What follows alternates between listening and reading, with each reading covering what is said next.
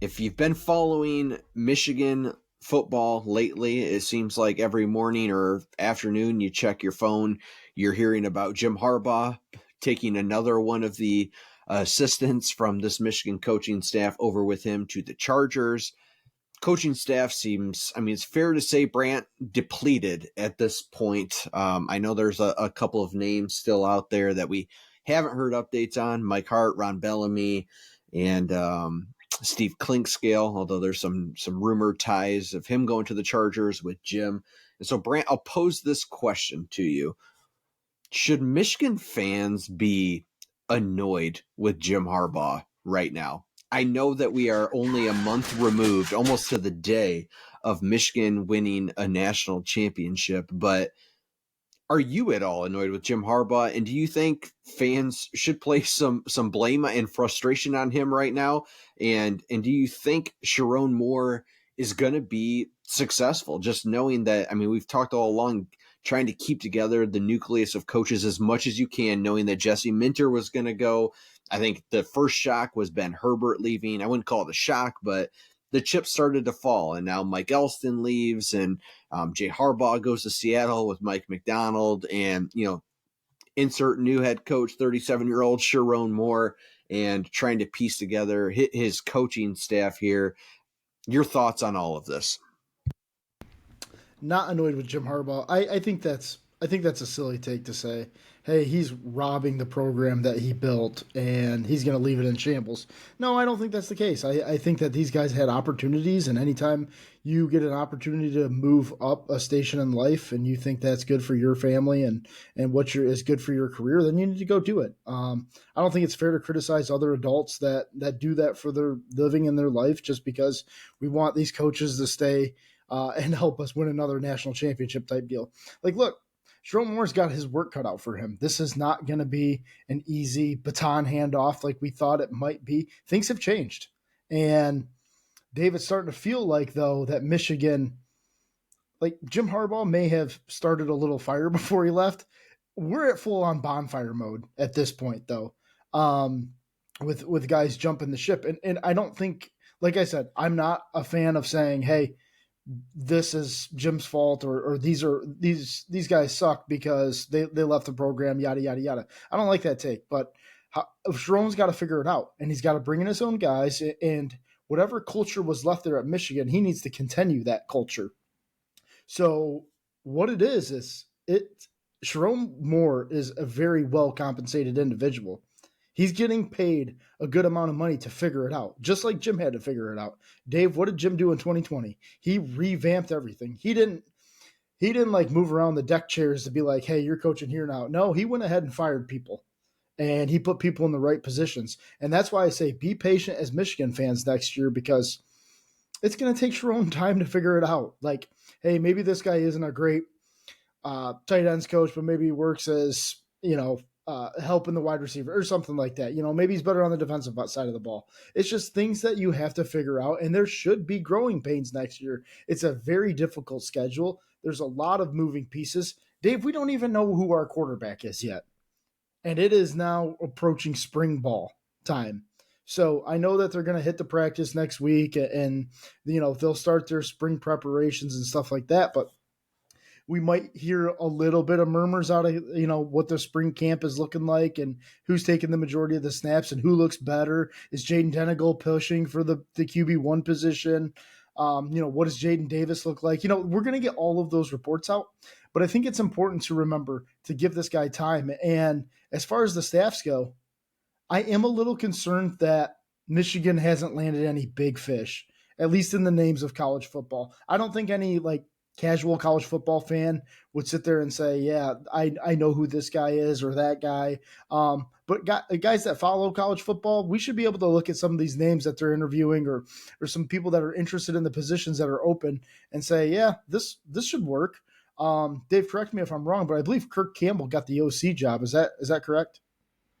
Yep, that is correct. That is the one piece that we know. We also know that Grant Newsome has moved from coaching tight ends over to coaching the O-line. But, beyond that, there was another internal promotion as well that's slipping my mind. But Yeah, we don't know who the defensive coordinator is. We know there's some rumors out there of Joe Cullen from Kansas City Chiefs, D-line coach. We know Wink Martindale. That's a popular name in the NFL. Old Ravens guy that he's been around the league. That's another rumored name. I mean, we're just gonna have to wait and see. And I'm not frustrated with Jim Harbaugh, but I'd be lying if I said I'm not annoyed. Like every day, it's like, or every couple of days, there's just like a new name that's gone. Like, as a selfish fan, would have been real nice to know out of the gate, like, person X, Y, and Z, they're all going with Jim. Part of the nucleus, they're gone. But instead, it's been like just this slow, like letting the air out of the balloon of staff members leaving every couple of days. Now, here's the silver lining for Michigan fans. While the staff seems to be depleting right now, and we're all kind of anxiously awaiting what is Sherrone going to do with the coaching staff to make this his own, which we knew he was going to have to do. I don't think we knew to this effect that that this was going to happen. Like I said, Steve Klinkskill very very likely could be gone here by the time we're done recording this podcast. Maybe he stays. We don't know. But here's the silver lining. Michigan, and I think this has everything to do with Sherrone Moore. You want to talk about a big W right now at this point? That is the fact that while all of this is happening, have we seen the mass exodus of Michigan players? We have not. We saw it at Alabama. You've seen it everywhere in college football. And that is the landscape of college football. That's to no fault of some of these programs. It's like, look, the transfer portal, NIL money. This is part of the reason why these guys are all leaving to the NFL. It's an absolute mess. Recruiting is absolute nonstop. You're basically begging kids to come to a university that is going to be transformational, not transactional. So that's a sell only to the right kid, right? And it's hard. This is a hard job. And to Jim Harbaugh's credit, he got guys that were really good at scouting the talent that would fit this team, and he had the right coaches in place. I am certainly not out on what Sherrone Moore is going to bring to Michigan. I think it's going to be bumpy. It's going to be bumpier than maybe some of us expected, like you said, Brant. But to Sherrone Moore's credit, we haven't lost the players, and the transfer portal will reopen, and there's going to be some movement here in the spring.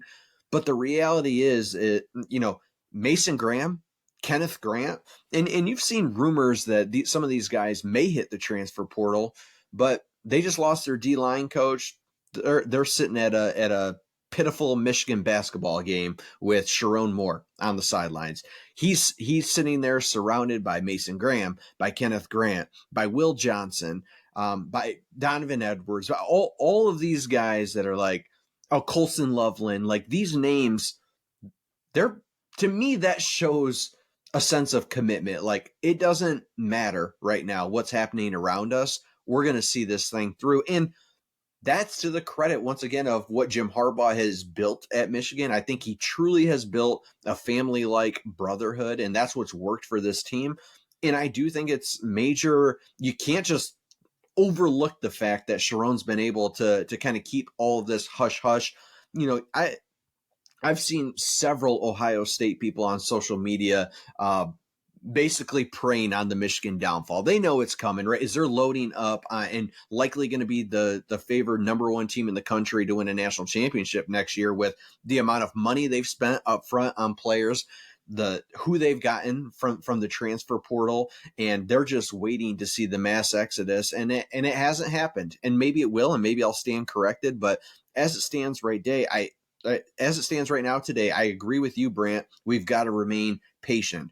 Patient and optimistic, because sometimes the unknown can be okay. All right. And it's not like Michigan had some recruiting class that was, at one point, ironically, this recruiting class was going to be like a top 3 class in the country. It's like top 15, top 16. That hasn't changed.